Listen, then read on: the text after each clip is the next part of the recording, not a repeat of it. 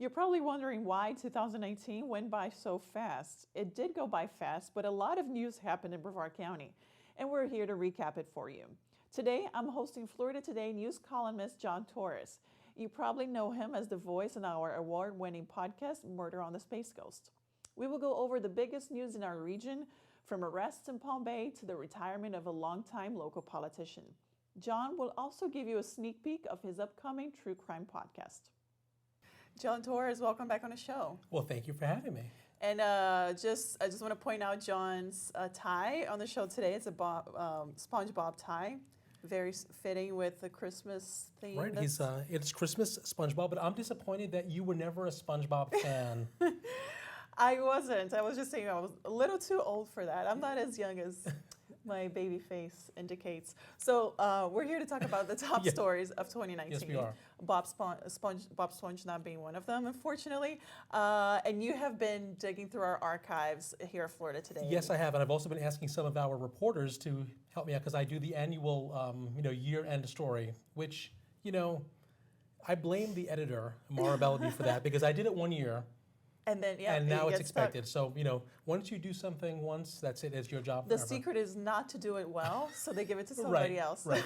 So always be mediocre. That's how you progress in this business, right? So tell us, what have you come up with? Well, I think that the biggest story for Brevard County this year may have been something that didn't happen, and that was Hurricane Dorian. Oh, yeah. For about 5 or 6 days, we kept hearing and seeing on the news this massive hurricane barreling right towards Melbourne, basically.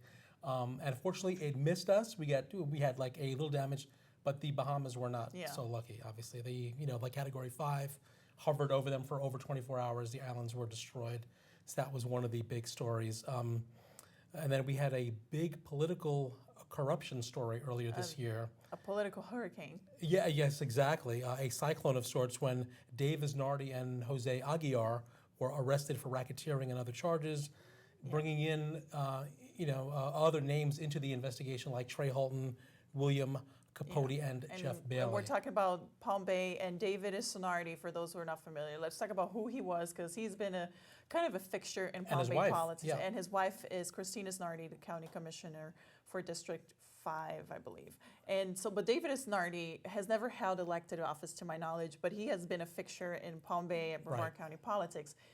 Who was David Isardi exactly? He was this guy who not only was Christine's husband, but he was also deputy city manager at some point in Palm Bay. Yes. And then what happened? What were some of the allegations? allegations? The allegations involved, racketeering, bribery, trying to get oxycodone and, drugs, and just this whole mess. There's just a real black eye for the city.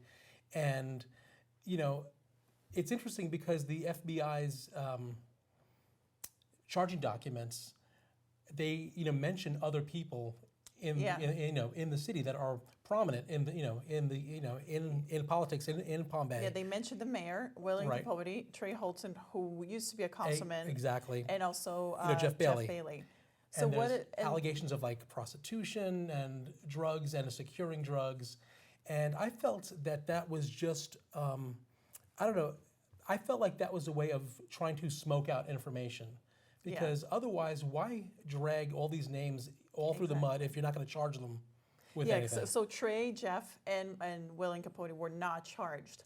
But to make a long story short, David Isardi and his associate, Jose Aguiar, because he's Portuguese, not Spanish, were kind of colluding with each other to frame Jeff Bailey, and they were trying to plant oxycodone in his car, I believe. Yes. And forge this pullover, and then he would get arrested for it. And that never actually happened. And there were also allegations that Trey Holton was arranging prostitutes for the mayor, William Capote, in Tallahassee. And all of them deny everything, of course, just to be clear. And they weren't charged. So, right. But it was unusual. Yes, and the case obviously has not, it has not gone to court yet. So I'm sure that we will learn a lot more about this and what happened. And it's very juicy. It's almost like it's like the plot It's like a soap opera, right. To a Scorsese movie or something. But you just taught me something. I didn't know that Jose in Portuguese is José. Right, because a soccer coach, Jose Mourinho, is Portuguese, and everybody calls him Jose Mourinho. And I'm like, Jose? I guess it just becomes I guess, Spanish, because that's the prevailing, Right. group here in the United States. But it is José Aguiar. And see, I brought that up because that's a perfect segue into one of our other top stories of the year, which has to do Oh. with sports. See? Okay. You see what I did That there, was right? good. Thank That was you. good. That was Thank you. clever. So, Cocoa High School, right? The football team is always in the semifinals or the state championship. They're a powerhouse team. Everybody knows that. But this May, they had 3 players, former players, drafted into the NFL in the first few rounds. Jawan Taylor with the Jacksonville Jaguar. Chauncey Gardner-Johnson went to the Saints. Wow. And Jamel Dean went to Tampa Bay. And I mean, that's unheard of, kind of. So it really is a testament to this program. But over the weekend, and I had to write this in pen because this just happened, Jeff, and I'm gonna get my glasses on so I can see what the name is, Hassis of Astronaut High School, played football at Florida Tech. That, it's a D2 school, right? It's not an NFL. He played his first game with the Cleveland Browns over the weekend in the NFL and made a Wow. key tackle. And Hillard Grossman interviewed him last week, and so there's an article up on FloridaToday.com. That's pretty cool. Yeah, about this guy. So we're actually producing pro athletes. What position does he play? I knew you were going to ask me that. I think it's linebacker, but don't quote me on that. So Yeah, I don't even know. I don't know football, so whatever you tell me. I could have said works. pitcher probably, and you would have been like, he's a great pitcher. Yeah, he's a great pitcher for that football team. You're probably right. Talking to you about Palm Bay politics for a second, just to get back, a sad story that Yes. also just happened this month or late in the year. Andy Anderson, who used to be, I'm not sure if he was the mayor of Palm Bay or he was on the council. He was on the council. And He then was a county commissioner. Right, after that, and a long time, he was in Brevard politics for a very long time, went up to, a town called Mexico Beach, which I had never heard of, to be honest Mexico with you. Beach was hammered by Hurricane Michael. It was Right. like the pictures that we saw in the news of this completely level, destroyed beach was from Mexico Beach. So And he was hired there as the town manager in August. And when I first was reading the story, I'm like, wait, he went to Mexico to be a town manager? This is so weird. But sadly, he passed away at the age of only 50. that was unexpected. Yeah, and so what they're saying was that it was probably an allergic reaction to something, which is Wow. really scary. So It is, and he would just like David Isardi, he was part of Brevard County politics for a really, really long time. Right. And again with politics, because that's what we kind of do here, is we cover Yeah. the politicians. Tyler Soroy came to see us over the summer, Yes. and because he wanted to talk about his proposal for the port commissioners. And for those of you who don't know, the port, I guess they are tax exempt or they haven't had a tax hike. Yeah, so in the over port 30 years, right? has the authority to levy taxes, but they haven't done that for a I couple of think decades now. over 30 years, I think he said, yeah. And so he's looking to have a slight increase there to help fund the lagoon cleanup. As you know, the Indian River Lagoon, always one of our top stories of the year. Yeah. And But just to be clear, he doesn't want to raise taxes. He wants part of the budget, or wanted part of the budget Yes. of the port to go towards Indian River Lagoon restoration. But since we met with him over the summer, that proposal has sort of fizzled on its own. And the Oh. port commissioners were not really willing to talk to us about it because they were really against it. And then I think Soroy kind of felt the pushback and saw there wasn't really support. And the legislature could impose that on the port because the commission is a body created by the legislature. But I think he felt that that would probably ruffle too many Yeah. feathers. well, that's unfortunate in a way because they're expanding at the port. And so they're Yeah. making way for, I think, 2 more cruise ships. So this is going to be one of the busiest ports around. And he was explaining that a lot of the beach renourishment issues that we have in Brevard County is because of the port, because of how it was, it was created, jetties, formed and all that. I don't know the science, which is Yeah. why I'm a journalist and not, a scientist. Yeah. But so if that's true, then I think it behooves the port to try to do something for the environment other than Yeah. on top of what they're doing The already. port claims that it's already doing things for it. I think it supports some local groups and everything. But, I think what Soroy did was put the port in a very delicate political situation because you don't want to be perceived as the county commission, the port commission that doesn't support the Indian River Lagoon. Right. So that's what he did, and I think they were really mad at him for really coming, and my understanding of how port politics works, it is still a pretty close niche Yeah. group and kind of still part of that good old boys club culture. Yeah. So someone from the outside coming in and telling him what to do, it was interesting to see, but I don't think that proposal is moving forward. Right. Now, space is always Space, big yes. here in Brevard County, and while it isn't anything that happened this year, we had a big celebration this year, Yes. our 50th anniversary of the moon missions, of actually landing men on the moon, and it's interesting that it was called the Apollo missions, and now Artemis is the new mission, which was Apollo's sister, because the Yeah. plan is to land men and women Good. on the moon. I like that. And so that's in the works. And I feel like we've had a ton of launches this year, and we haven't had any issues, right? I can't remember any explosions this year. Yeah. I think the explosion was last year, I don't, yeah. but don't nobody quote me was on hurt. that. Yeah, I don't no. think So I think it was a really great year for space here, and things are looking up to the stars. as Well, they the say. celebration of the 50th anniversary was really cool just to hear the stories and our documentary, which was excellent. Yes, exactly. And it showed the people behind the Apollo mission that usually don't get Right. the attention that they deserve. So that was very cool. Yeah, that was by Tim Walters, and a few of us helped him out on that. But he spoke with janitors and secretaries and just the people Yeah. really behind the scenes and what it was like to be there and working there, and that was fascinating. And that's called The People of Apollo, and Yeah. I believe it's on our website. It should be. It should be FloridState.com. If it's not, Google. call us, email me, email her, and bug her about it.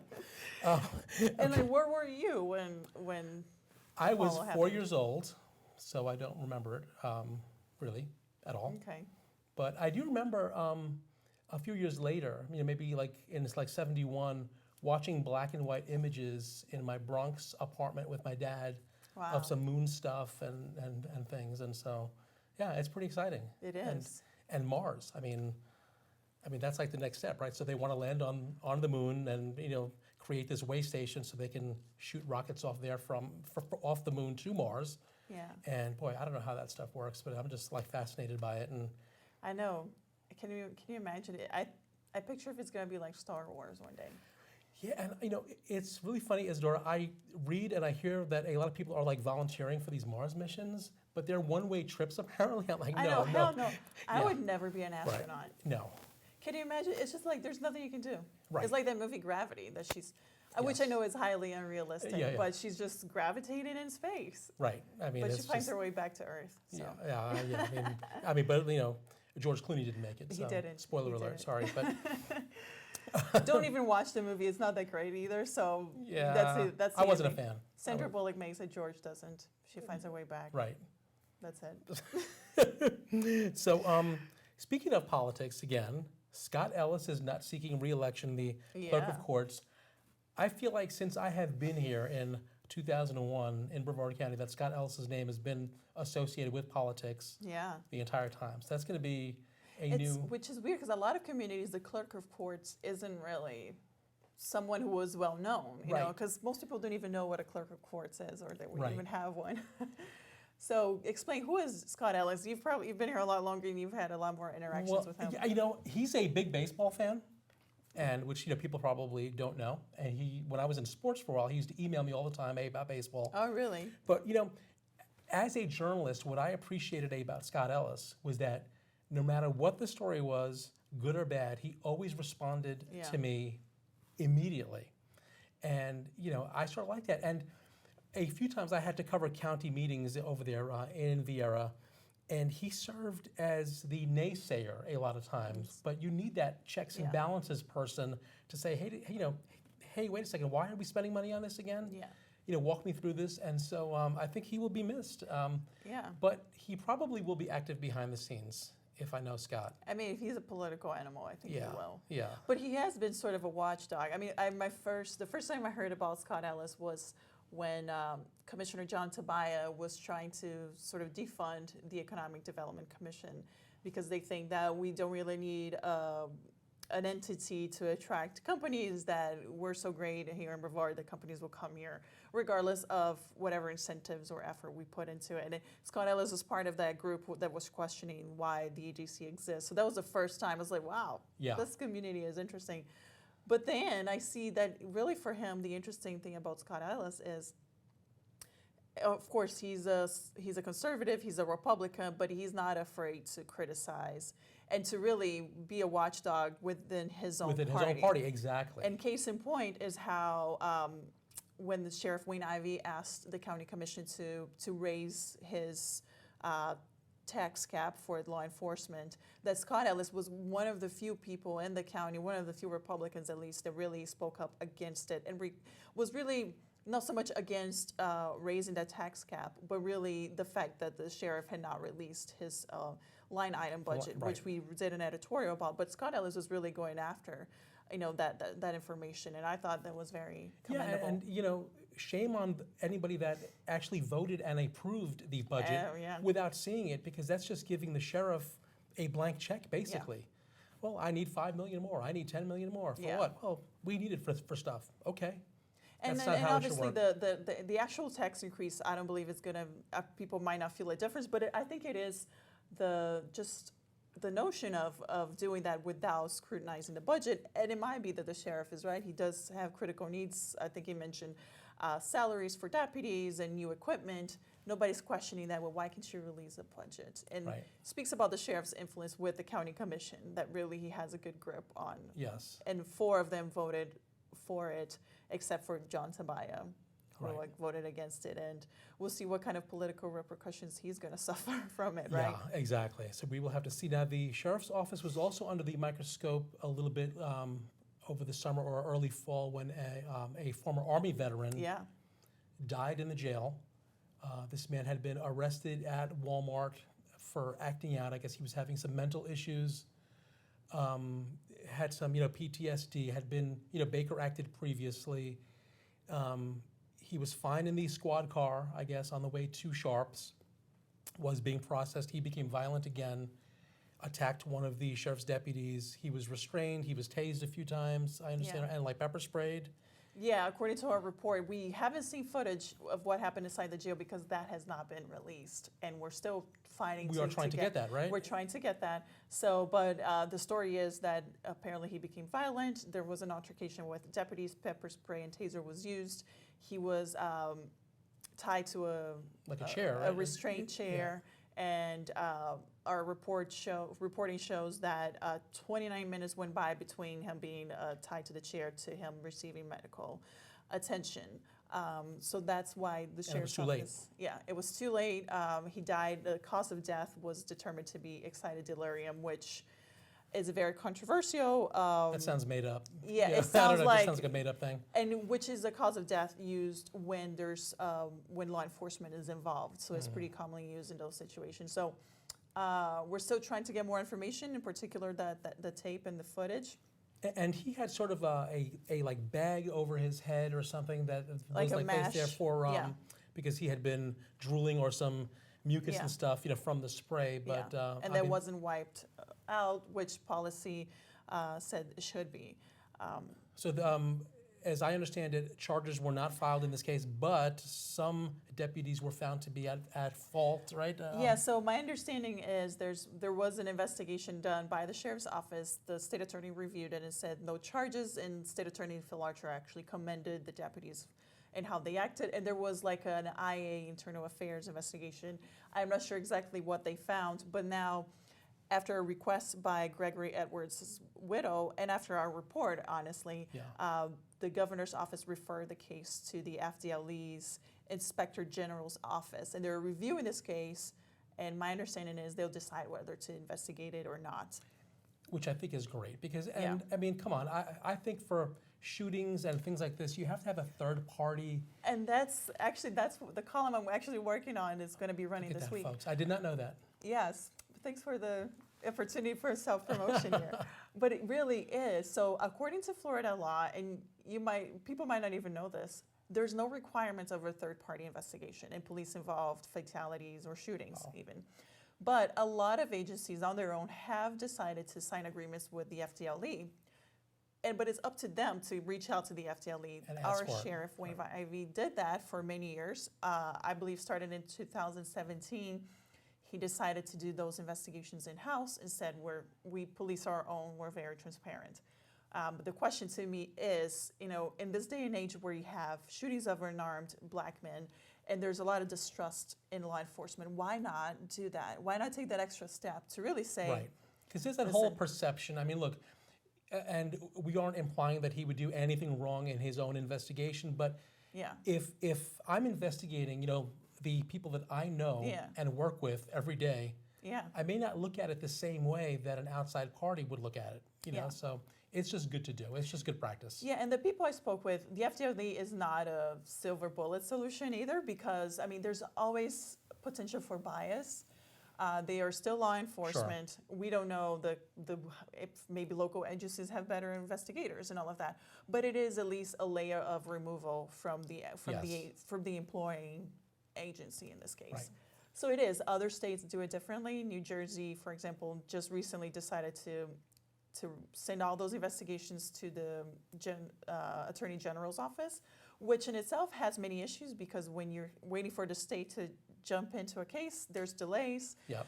There's no perfect solution, but to me, really a third-party review should be a given. It's the first step that ought to be taken. Now, as far as investigations go, the Murder on the Space Coast podcast Brandy had Hall.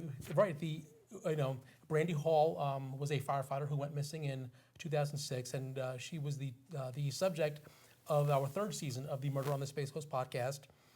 Long story short, a local private investigator heard the podcast, has gotten really involved. His name is Nick Sandberg, and his work and the podcast have sort of prompted the Palm Bay Police to get, I don't want to say more involved, but they have breathed new life into the case, it seems, and they're really gung-ho.